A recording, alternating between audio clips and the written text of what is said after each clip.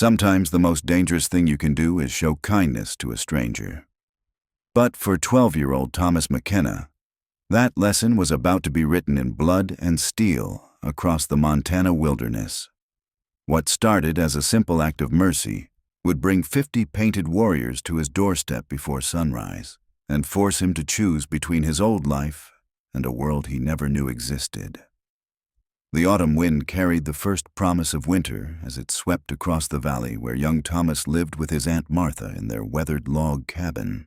3 years had passed since cholera took his parents, leaving him with nothing but memories and the calloused hands of someone who'd learned to work twice as hard just to survive. That October evening, as shadows stretched long across the grassland, Thomas was checking his rabbit snares near the creek when he heard it. A sound that didn't belong in the peaceful twilight. Someone was crying. Through the dying light, he spotted movement near the water's edge. A figure stumbled between the cottonwood trees, moving with the desperate, uneven gait of someone in serious trouble. As Thomas crept closer, his heart nearly stopped. It was a girl, maybe his own age, with long black hair and traditional native clothing that marked her as Blackfoot. But what made his blood run cold wasn't who she was. It was the way she dragged her left leg behind her, leaving a dark trail in the mud. Every frontier child knew the stories. The warnings whispered around kitchen tables about what happened when settlers and natives crossed paths. The tales of burned homesteads, missing families, and children who vanished in the night. His Aunt Martha had drilled those lessons into him since the day he'd come to live with her. Stay close to home. Trust no one you don't know. And above all, never, ever get involved with the local tribes. But as Thomas watched the girl collapse near the creek bank, clutching her injured leg and sobbing with pain, all those warnings seemed to fade away. She was just a child, hurt and alone in the growing darkness. And something deep in his chest, something his mother had planted there years ago with her stories about helping those in need, wouldn't let him walk away. The girl looked up as he approached, her eyes wide with terror. She spoke rapidly in her native language, words Thomas couldn't understand, but that carried the unmistakable sound of desperation. When she tried to stand and run, her leg gave out completely, sending her tumbling back to the ground with a cry that cut through the evening air like a blade. Thomas raised his hands, showing her his palms in what he hoped was a universal gesture of peace. "I'm not going to hurt you," he said softly, though he wasn't sure if she could understand English. "You're injured. Let me help." The girl stared at him for a long moment, her breathing shallow and rapid. Blood seeped through a tear in her buckskin leggings, and Thomas could see that whatever had happened to her leg was serious. Very serious. She was losing too much blood, and if infection set in out here in the wilderness, she wouldn't survive the night. Against every instinct screaming at him to run back to the safety of his cabin, Thomas moved closer. The girl flinched but didn't try to escape again. Maybe she was too weak, or maybe she recognized something in his eyes that told her he meant no harm. Either way, she allowed him to examine her injury, wincing as he gently moved aside the torn fabric. What he saw made his stomach lurch. A deep gash ran from her knee to her ankle, probably from a fall onto sharp rocks. The wound was clean but severe, and without proper treatment, she would either bleed to death or die from infection within days. Thomas had helped his aunt tend to injured animals enough times to know what needed to be done, but treating a human being, especially one from a tribe his people considered enemies, was something else entirely. The girl spoke again, this time pointing toward the mountains in the distance. Her voice carried a desperate urgency that needed no translation. She was trying to get home, but in her condition, she'd never make it. Thomas looked toward his own cabin, where lamplight flickered in the windows, and the promise of warmth and safety. Waited. Then he looked back at the injured girl and made the decision that would change everything. "Come on," he said, sliding his arm under her shoulder. "I'm going to help you." Getting the girl back to his cabin proved harder than Thomas had imagined. She was barely conscious by the time they reached the door, her weight leaning heavily against him as he struggled to support her. Blood from her wound had stained his shirt, and he could feel her shivering with shock and cold. When he pushed open the door, the warmth and light of the interior seemed to revive her slightly, but her eyes remained unfocused and glassy. Aunt Martha looked up from her mending by the fireplace, and the expression that crossed her face was one Thomas would never forget. Pure, undiluted horror, followed quickly by anger so fierce it made the air in the room feel electric. "Thomas McKenna, what in God's name have you done?" she whispered, her voice barely audible but carrying the weight of thunder. "She's hurt, Aunt Martha. I couldn't just leave her to die." "Oh, do you have any idea what you've brought into this house?" Martha rose from her chair, her hands shaking as she stared at the native girl. "Do you understand what this means?" But Thomas was already moving toward the kitchen, gathering clean rags and the bottle of whiskey his aunt kept for medicinal purposes. "It means I'm going to save her life," he said simply. For the next hour, Thomas worked by lamplight to clean and bandage the girl's wound while Martha paced the cabin like a caged animal. The girl, who had whispered what sounded like Ayanna when Thomas asked her name, endured the treatment with remarkable courage. She bit down on a strip of leather to keep from crying out as he cleaned the gash and stitched it closed with thread from his aunt's sewing basket. As he worked, Thomas found himself studying her face. She was probably about his age, with high cheekbones and intelligent dark eyes that seemed to take in every detail of the cabin. Despite her pain, there was a dignity about her that reminded him of the wild horses that sometimes grazed in the valley. Beautiful, proud, and completely untamed. When he finished bandaging her leg, Ayanna looked up at him and spoke a single word in English. "Thank you." Those two words, spoken with a heavy accent but unmistakable sincerity, hit Thomas harder than any blow. This wasn't the savage his aunt's stories had prepared him for. This was just a girl, hurt and grateful, who had probably saved his name in her memory just as he had saved hers.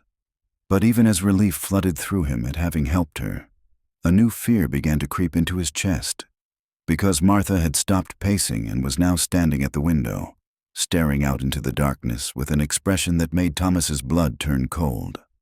"They'll come looking for her," she said quietly, "and when they find her here, with us, they'll assume the worst." "What do you mean?" Martha turned from the window, her face pale in the lamplight. "I mean that by tomorrow morning, this cabin will be surrounded by more warriors than you can count, and they won't be coming to thank us." The words hung in the air like smoke from a funeral pyre. Thomas looked from his aunt to Ayanna, who had fallen into an exhausted sleep on the makeshift bed they'd prepared near the fireplace. Her breathing was steady now, the color returning to her cheeks, but Martha's warning echoed in his mind like distant thunder. "How long do we have?" Thomas asked, though part of him didn't want to know the answer. Martha moved away from the window, her movements sharp and nervous. "Could be hours, could be minutes. Depends on how far she wandered from her people and how quickly they pick up her trail." She gestured toward the bloodstains on the floor, the torn fabric they'd used for bandages. "And we've left plenty of signs for them to follow." Thomas felt his stomach drop. In his urgency to help Ayanna, he hadn't thought about the consequences. The blood trail from the creek to the cabin, the evidence scattered throughout their home. To any tracker worth his salt, the story would be written as clearly as words on a page. "Maybe they'll understand," he said weakly, "when they see that we helped her." The look Martha gave him could have frozen fire. "Understand? Boy, you've been living in this territory for 3 years. Have you learned nothing about how things work out here?" She began pacing again, her hands wringing together. "They'll see a white family with their missing daughter. They'll see blood. They'll see weapons within arm's reach. And they'll draw the conclusions that keep their people alive." As if summoned by her words, a sound drifted across the valley that made both of them freeze. It was faint at first, barely audible over the wind, but unmistakable to anyone who'd spent time on the frontier. The rhythmic beating of hooves on hard ground, multiple horses, moving fast and getting closer. Ayanna stirred on her bed, her eyes opening as some instinct told her that her people were near. She tried to sit up, calling out weakly in her native tongue. The words were soft but urgent, and Thomas didn't need a translation to understand their meaning. They were coming for her. Martha grabbed Thomas by the shoulders, her grip tight enough to bruise. "Listen to me very carefully. When they get here, you let me do the talking. You keep your hands visible at all times. You make no sudden movements. And whatever happens, you do not reach for that rifle."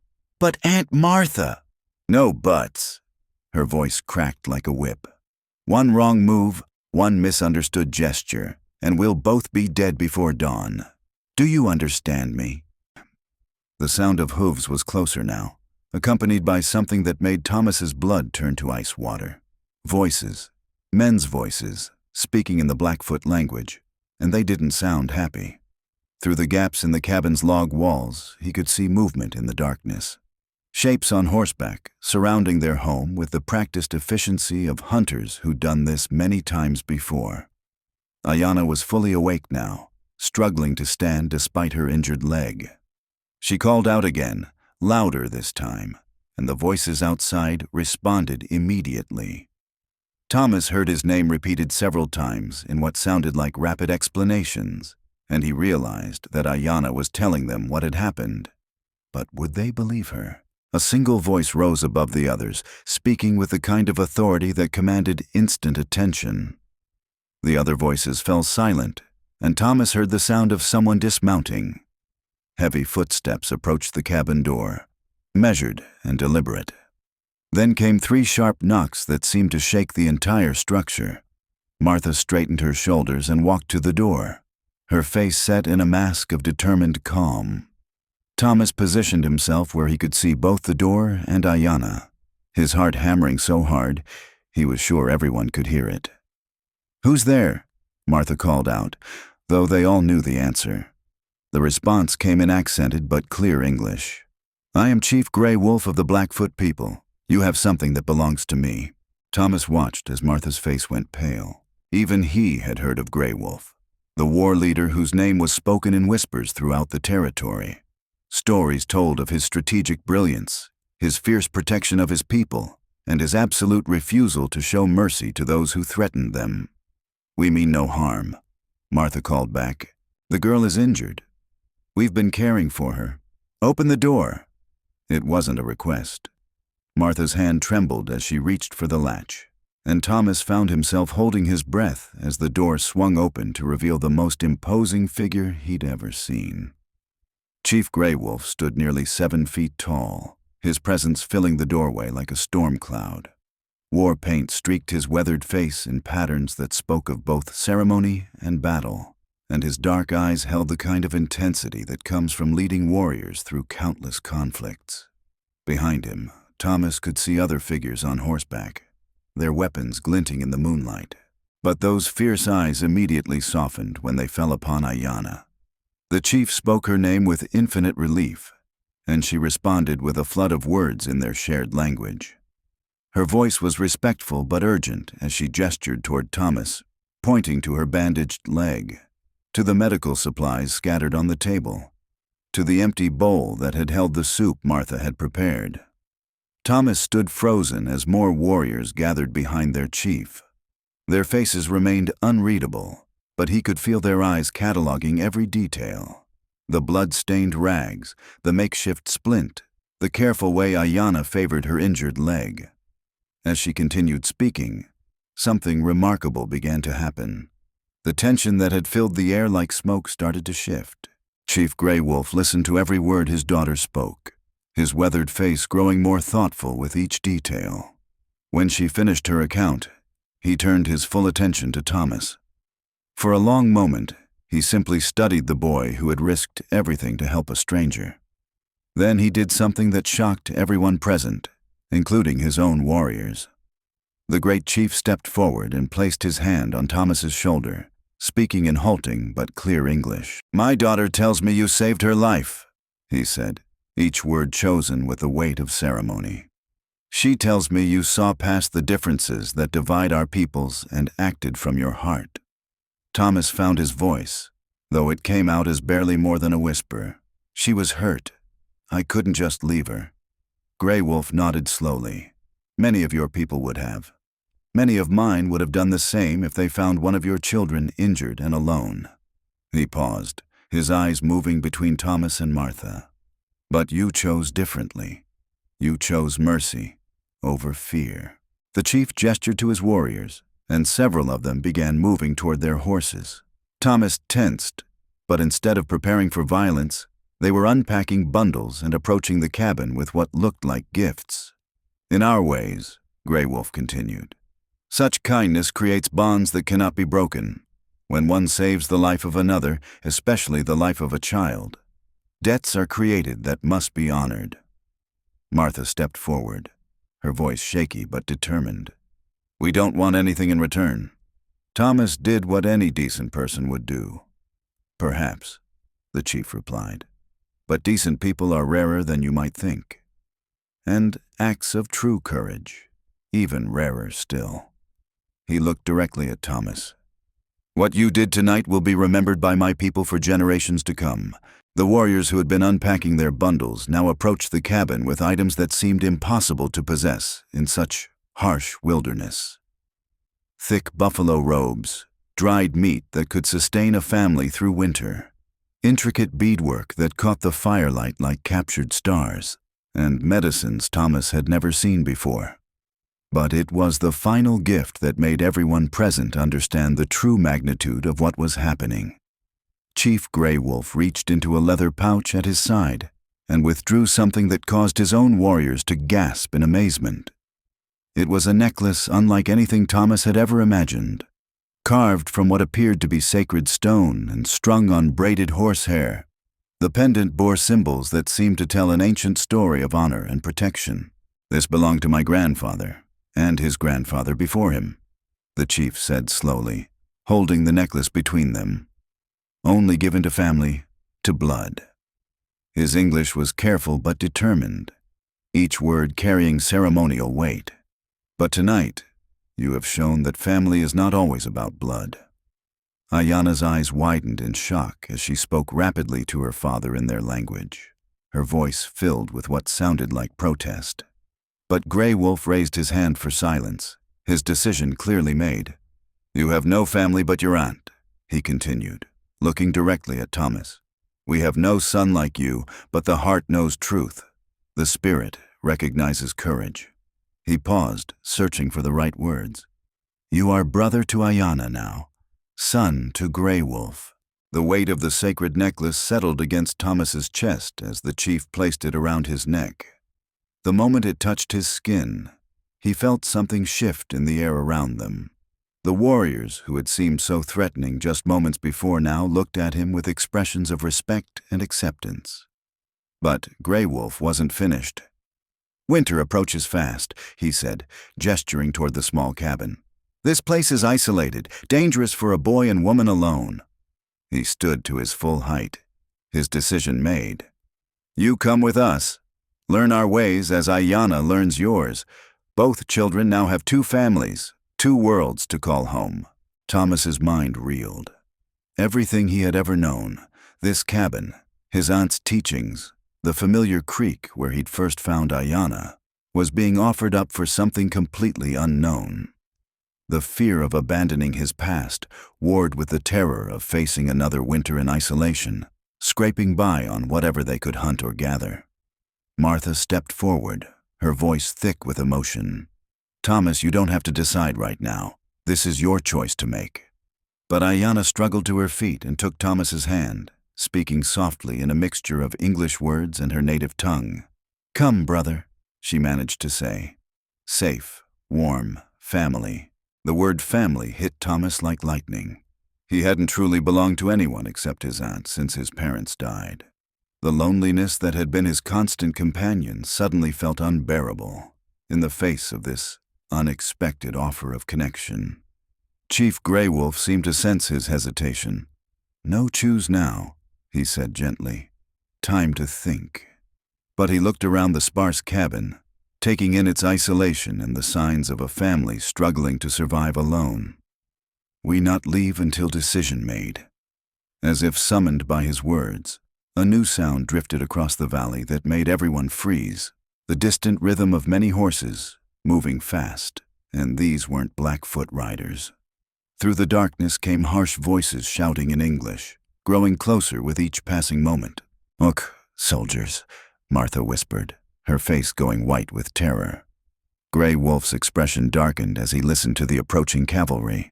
"They follow trail to cabin," he said grimly. "Find evidence of contact between peoples. We'll not ask questions first." The reality crashed over Thomas like the creek water that had nearly claimed Ayanna.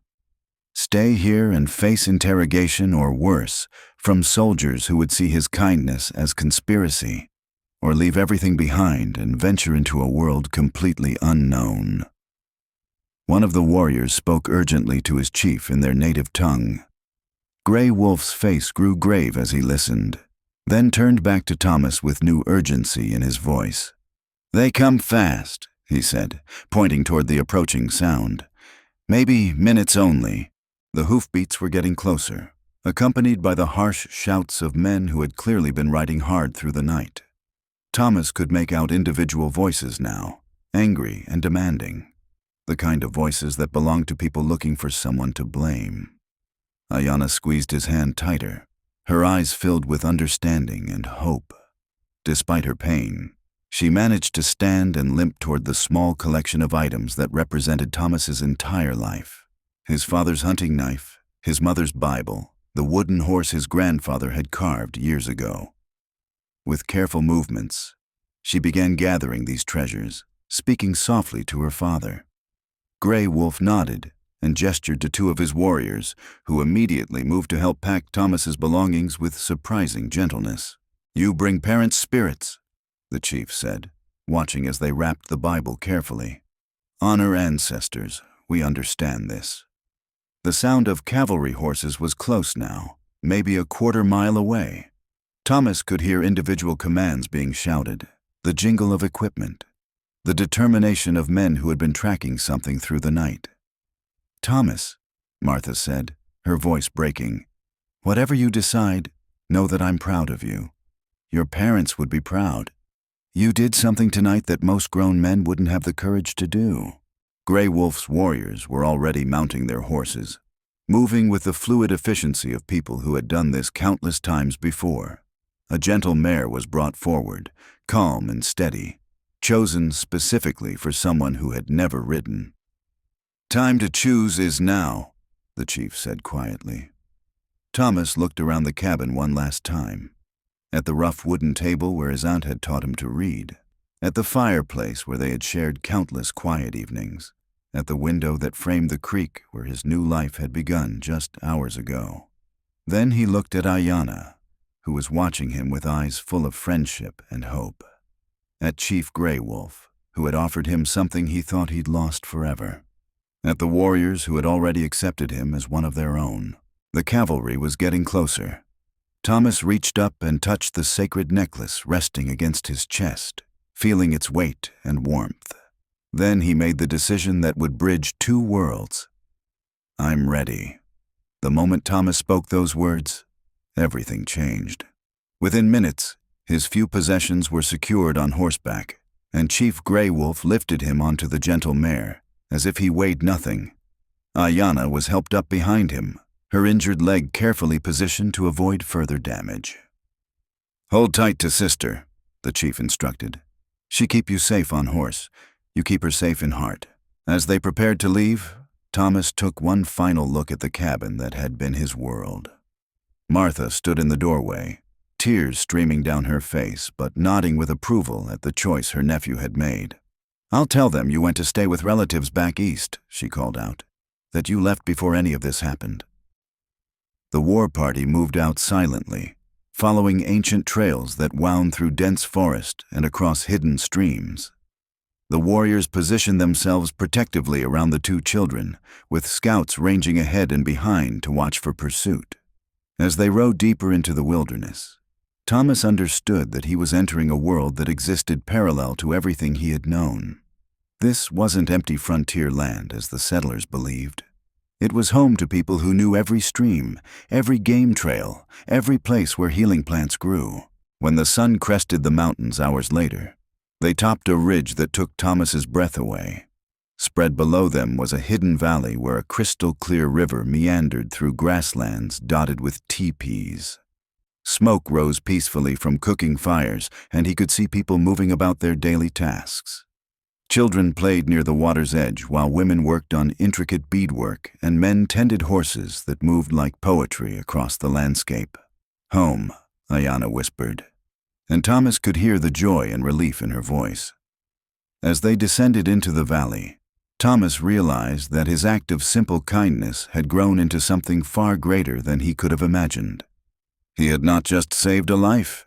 He had built a bridge between two worlds that had known only conflict. The sacred necklace caught the morning light, and he understood now that it represented more than honor. It was a promise of belonging, a symbol that sometimes the greatest adventures begin with the smallest acts of mercy. Years later, when the story was told around both campfires and hearths, people would say that the peace between the communities began not with treaties or negotiations, but with a 12-year-old boy who saw a hurt child by a creek and chose compassion over fear. If this story moved you, there are countless more tales of courage and unexpected friendship waiting to be discovered. Stories that remind us that sometimes the most dangerous thing you can do is also the most necessary. Because in a world that often teaches us to fear what we don't understand, it takes true bravery to choose kindness instead.